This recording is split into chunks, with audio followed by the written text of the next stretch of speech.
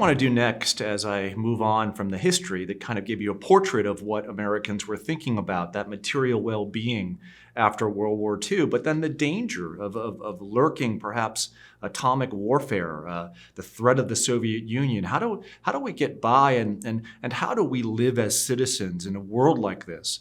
Well, here's where the novel, The Moviegoer, really becomes a very helpful portrait of American life.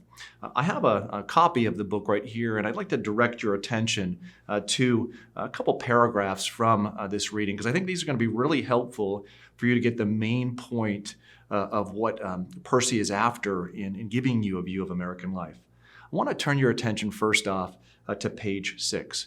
Here we have the narrator of the book, Binks Boiling, talking about his life, talking about what life is like after the war. And he says the following, really great literature. Life in Gentilly is very peaceful. I manage a small branch office in my uncle's brokerage firm. So what is he telling us there? He's got a good life. He can pay his bills. He's got a house. He's got the white picket fence and all the rest. And he says as much. He says, my wallet is full of identity cards, library cards, credit cards. Last year I purchased a flat olive drab strongbox, very smooth and heavily built with double walls for fire protection, in which I placed all of my important things.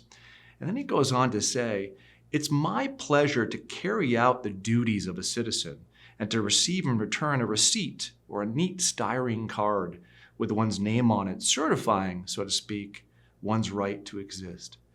He'll then tell us that life in Gentilly is happy. In fact, the sign outside of Gentilly says, Gentilly, where happiness costs so little. But then as we move on in the chapter, we see that happiness costs quite a bit.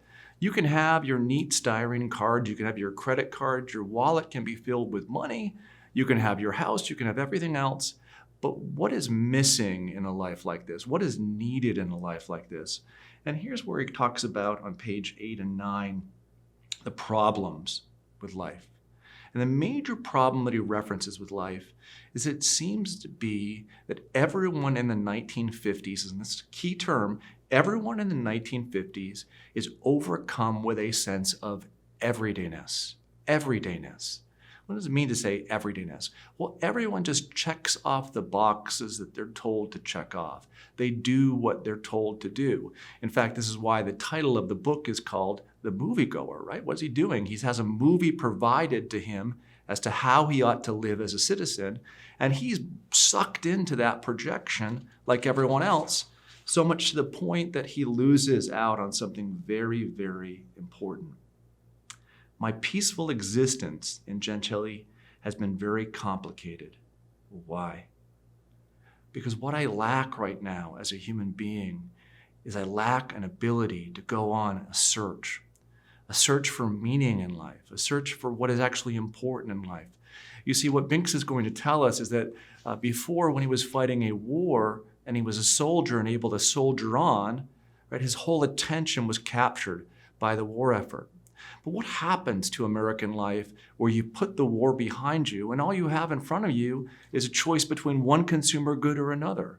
You know, this television or that television, this air conditioner or that air conditioner.